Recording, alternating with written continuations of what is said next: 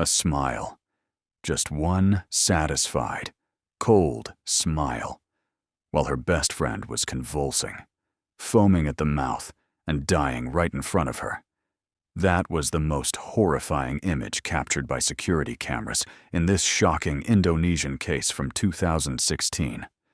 Who could have imagined that behind that delicious-looking iced coffee lay 0.2 grams of cyanide, enough poison to kill 3 adults? And why would sincere advice from a best friend become the motive for committing the most brutal crime?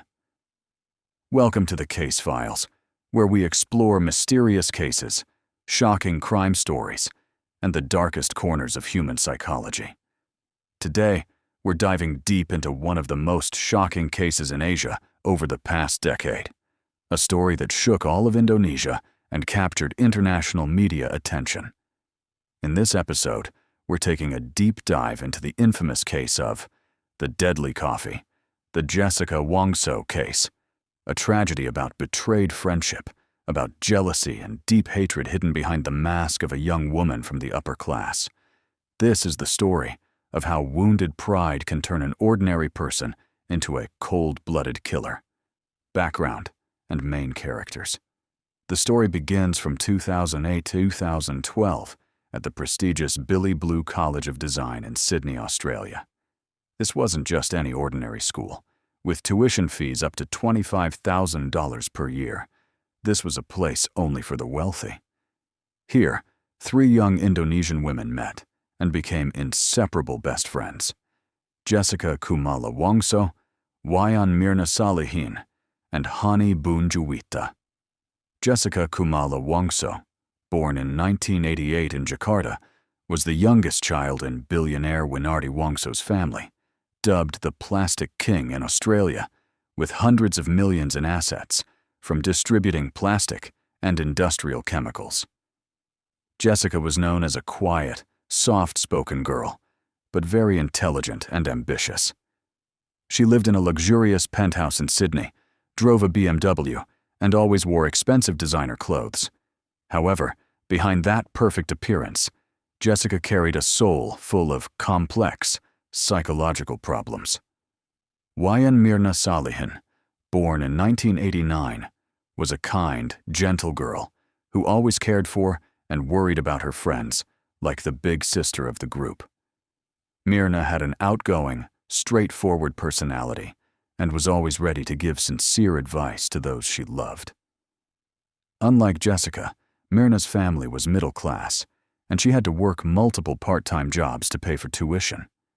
After graduating in 2012, Mirna returned to Jakarta to live with her boyfriend Arief Somarko and prepare for a happy married life.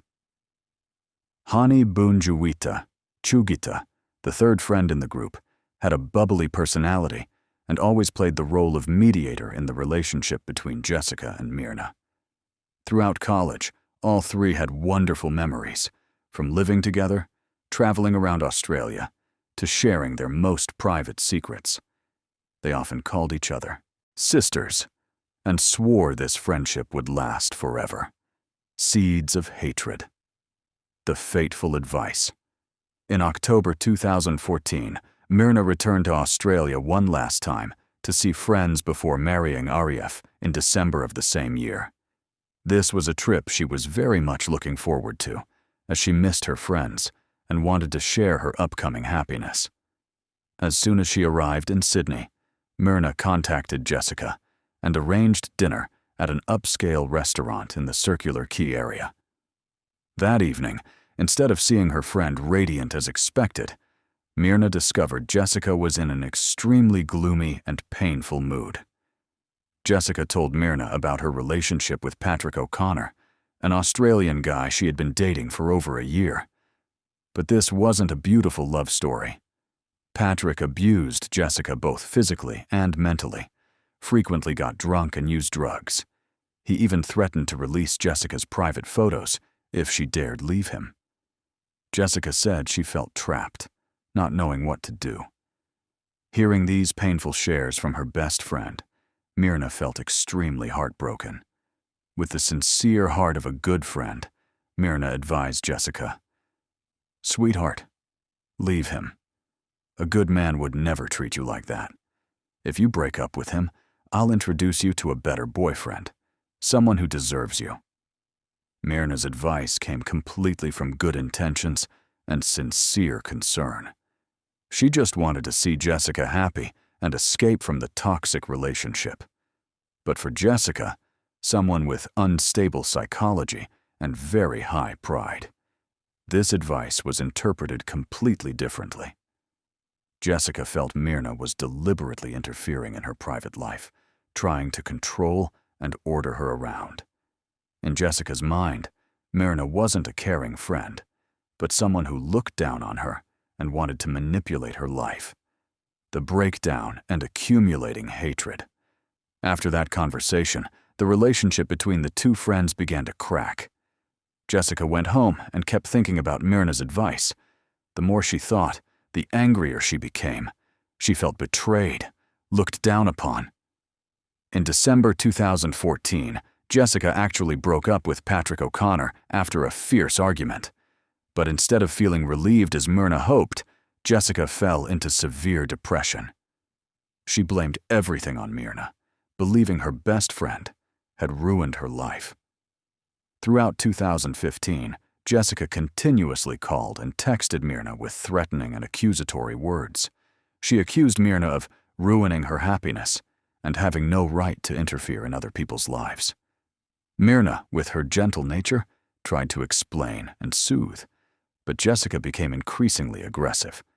The situation became so serious that Arif, Mirna's boyfriend, had to intervene.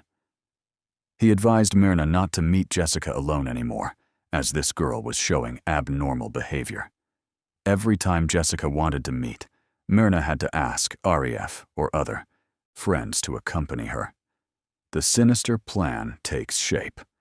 At the end of 2015, Jessica returned to Jakarta to visit family, but notably, during this time, she began researching various poisons and poisoning methods. According to files from Australian police, Jessica had searched online for cyanide, how to use cyanide, and lethal cyanide dosage.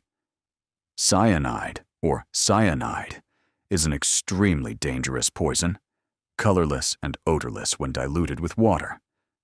In Indonesia, this substance is widely used in the gold mining industry and can be bought quite easily for about 50,000 rupiah, equivalent to 3.5, for 100 grams.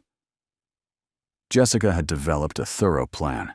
She decided to invite Mirna for coffee, a drink she knew Mirna loved, and would poison her there. With coffee's bitter taste, Mirna wouldn't be able to detect the cyanide's taste until it was too late. The fateful day, January 6, 2016. On January 6, 2016, Jessica called Mirna and suggested meeting at Olivier Cafe, one of the most upscale coffee shops in the Grand Indonesia Shopping Center, Jakarta. Jessica said she wanted to mend their friendship and had important things to share with Mirna. Mirna, with her kind heart and desire to save their friendship, agreed. She also invited Hani Bun Chugita, to come along, knowing that having Chugita would help ease the tension. The meeting was set for 5 p.m., but Jessica had other calculations. 3:32 p.m., Jessica arrived at the cafe exactly 90 minutes earlier than the agreed time. She didn't carry her usual handbag, but instead had 3 large paper bags. Security cameras recorded Jessica walking around the cafe, constantly looking around and observing as if surveying the terrain. She paid special attention to the positions of security cameras and entrances. After finishing her observation, Jessica left the cafe. This was very unusual. Why arrive early and then leave? What was she preparing for? 4:04 p.m., Jessica returned to the cafe with 3 paper bags in hand. This time, she went straight to a table in a secluded corner, hidden by a large plant. This position was chosen calculatingly. It both concealed the view from most other tables and created blind spots for some security cameras. Jessica sat down and carefully placed the 3 paper bags on the table. Then, she looked up directly at the nearest security camera, as if measuring and calculating. This action showed Jessica was completely aware of the surveillance system's presence. 4:15 p.m., Jessica walked to the counter and ordered 3 drinks, 2 cocktails, and 1 Vietnamese iced coffee. Notably, she knew exactly what to order, even though Mirna and Chugita hadn't arrived yet. She had thoroughly studied the menu and knew that Vietnamese iced coffee was Mirna's favorite. When the staff asked if she wanted to drink immediately, Jessica said, "No, leave it there. I'm waiting for my friends." 4:24 p.m., staff brought 3 drinks to Jessica's table. This was the crucial moment of the entire case. Jessica quickly used the 3 paper bags to completely block the view of the 3 drinks. Then, she stared intently at the security camera, as if wanting to ensure that what she was about to do wouldn't be recorded. Although cameras couldn't capture Jessica putting poison in the coffee, image analysis experts could clearly see her gestures during a 45-second period, enough time to add cyanide to the coffee and stir it well. The tragedy unfolds. 4:25 p.m., Mirna and Chugita arrived at the cafe and cheerfully greeted Jessica. All 3 sat down at the table, none suspecting that death was lurking just minutes away. Jessica appeared very friendly and cheerful. She told Mirna, "I already ordered iced coffee for you. Your favorite. Drink it before the ice melts." Jessica's voice sounded very natural, with no signs of worry or tension. Mirna, feeling thirsty after the long trip, cheerfully took the coffee cup. She said, "Thank you," and began to sip. Immediately, Mirna's face changed. She frowned and said, "What's this weird taste? So strange." Mirna turned to Chugita. "Try this. What's this weird taste?" Chugita took the coffee cup, brought the straw to her lips, but only touched her tongue to the tip of the straw briefly. Immediately, she frowned. "I don't know. Do you taste something strange?" Mirna turned to Jessica. "You try it. They must have made it wrong." But Jessica firmly refused. "No, I don't like iced coffee. You drink it, the ice is about to melt." Mirna, although sensing the strange taste, trusted her friend and didn't want to disappoint Jessica, so she continued drinking 2 more sips. Within just 3 minutes, tragedy began. Mirna suddenly trembled violently. She started coughing hoarsely, then coughing harder and harder. Her face turned pale, eyes bulging. "What's wrong?" Chugita asked worriedly. Mirna tried to answer, but could only make hoarse sounds. She grabbed her throat as if unable to breathe. Chugita panicked and ran to the counter. "Sir, what's wrong with my friend? Can you check if there's something in this coffee?" But while Chugita was still talking to staff, screams came from the table. Mirna was convulsing violently, mouth foaming white. She fell to the floor, her whole body shaking uncontrollably. And in that chaotic moment, when everyone was panicking and rushing to help, Jessica just sat beside the table, quietly observing. Many witnesses later testified that they saw Jessica show a strange smile, a satisfied smile, as if she were admiring an artwork she had just completed. The final minutes. Cafe staff immediately called emergency services. While waiting for the ambulance, they tried to give first aid to Mirna. But cyanide is a very fast-acting poison. It prevents cells from absorbing oxygen, causing suffocation from within. The ambulance arrived within 10 minutes and took Mirna to nearby Siloam Hospital. Doctors tried their best to save her, using every possible method from ventilators to cardiac defibrillation. But everything was futile. At 6:30 p.m. that same day, Wayan Mirna Salihin, a vibrant 27-year-old girl preparing for a happy married life, died. Official cause: acute cyanide poisoning. The investigation begins. That very night of January 6, 2016, Jakarta police arrived at the hospital and began investigating. They sealed the scene at Olivier Cafe and collected all possible evidence. January 7, 2016, police took statements from Jessica, Chugita, and all staff present at the cafe. Jessica appeared very calm and cooperative, but there were some inconsistencies in her testimony. January 8, 2016, video footage from 14 security cameras at the cafe was extracted and analyzed in detail. This was the crucial evidence police needed. January 9, 2016, autopsy results were announced. Mirna died from cyanide poisoning. Her stomach contained 0.8 milliliters of cyanide, while the lethal dose is only 0.05, 0.1 corn. At the same time, the remaining iced coffee also contained 0.2 milliliters of cyanide. Full evidence from security cameras. When analyzing 14 hours of footage from security cameras, police discovered a series of suspicious behaviors from Jessica. 1. Unusually early arrival. Jessica arrived at the cafe at 3:32 p.m., 88 minutes earlier than agreed. She walked around the cafe as if surveying. 2. Strategic position selection. The chosen table was in a secluded corner, hidden by plants, creating blind spots for cameras. 3. Ordering drinks early. Jessica ordered for the entire group, even though her friends hadn't arrived. 4. Concealment behavior. Used paper bags to completely block the 3 drinks for 45 seconds. 5. Camera observation. Continuously looked at cameras as if calculating. 6. Refusal to drink. Adamantly refused to taste the coffee she had ordered. 7. Abnormal reaction.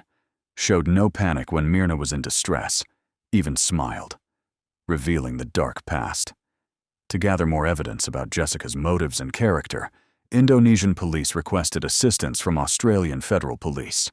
After tense negotiations, the Australian government agreed to provide Jessica's files with one important condition. Indonesia must commit to not executing Australian citizens. Files from Australia revealed a completely different Jessica from the wealthy, studious girl everyone knew. History of violence. Jessica was once arrested for assaulting her ex-boyfriend, Patrick O'Connor. She was banned by court from contacting Patrick for 2 years. Traffic violations, driving under the influence, causing accidents, and losing her license for 6 months. Psychological issues. In the 12 months before the case, Jessica had suicidal thoughts and required psychological treatment at hospital. Threatening colleagues. Many colleagues at her company said Jessica often displayed threatening and unstable behavior. Property damage. Suspected of vandalizing her ex-boyfriend's car and belongings. Particularly, Jessica's colleagues and friends all confirmed one thing. She really hated Mirna. Jessica often said, "My life was ruined because of Mirna. She always likes to interfere in other people's business. Mirna thinks she knows everything." Criminal motive. Clarified. Through deep investigation, police determined Jessica's criminal motives. 1. Hatred from advice. Jessica saw Mirna's sincere advice as interference and control. 2. Blaming others. After breaking up with Patrick, Jessica blamed everything on Mirna. 3. Jealousy of happiness. Jessica was jealous of Mirna's happy life, stable job, beautiful love. 4. Feeling betrayed. Jessica saw Mirna as a traitor to their friendship. 5. Psychological instability. With existing psychological problems, Jessica couldn't control her emotions. Trial of the century. On June 15, 2016, Jessica Wongso's trial officially began at Central Jakarta District Court. This was one of the most watched trials in Indonesian history, broadcast live and attracting millions of viewers. Prosecution team. Led by the Jakarta Prosecutor General, with a team of 5 experienced prosecutors. Defense team. Jessica hired Indonesia's top lawyers, including famous lawyer Otto Hasibuan. Witnesses. A total of 46 witnesses were summoned, including victim's family, father, mother, husband, twin sister. Olivier Cafe staff, forensic doctors, security camera experts, friends and colleagues of both Jessica and Mirna, psychology experts. The trial lasted 135 days, with 27 sessions. Every day, hundreds of people lined up to get into court to follow the proceedings. Tense moments. When security camera footage was played, the entire courtroom fell silent. Many couldn't hold back tears seeing Mirna's final moments. Jessica always maintained a calm demeanor, sometimes even smiling when hearing accusations. Arif Samarko, Mirna's husband, broke down crying when telling about his wife's final days and her fear of Jessica. Mirna's parents had to receive medical support multiple times as they couldn't bear the details of their daughter's death. CCTV evidence disputes.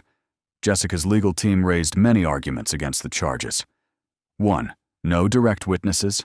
No one saw Jessica put poison in the coffee. 2. Low cyanide amount. Some experts argued the amount of cyanide found might not be enough to cause death. 3. Cyanide source. No cyanide was found in Jessica's belongings. 4. Possible contamination from elsewhere. Cyanide could have come from embalming chemicals. However, prosecutors refuted each argument. 1. Cameras recorded concealment behavior. Clearly, Jessica had suspicious behavior. 2. Sufficient cyanide amount. 0.18 milliliters in the stomach was a very large amount. 3. Jessica had access. With a family in the chemical business, having cyanide wasn't difficult. 4. Time of death. Mirna died immediately after drinking, not after embalming. Historic verdict. On October 27, 2016, after 4 months of trial, Judge Kiswaro read the verdict over 4 hours with 317 pages of detailed charges. Verdict. Jessica Wongso was guilty of premeditated murder under Article 340 of the Indonesian Criminal Code. Sentence: 20 years imprisonment, instead of death penalty due to agreement with Australia. Reasons for conviction. 1. Jessica had clear motive. 2. Had opportunity to commit the crime. 3. Had means, cyanide. 4. Concealing drinks behavior was evidence of conspiracy. 5. Abnormal reaction when victim was in distress. 6.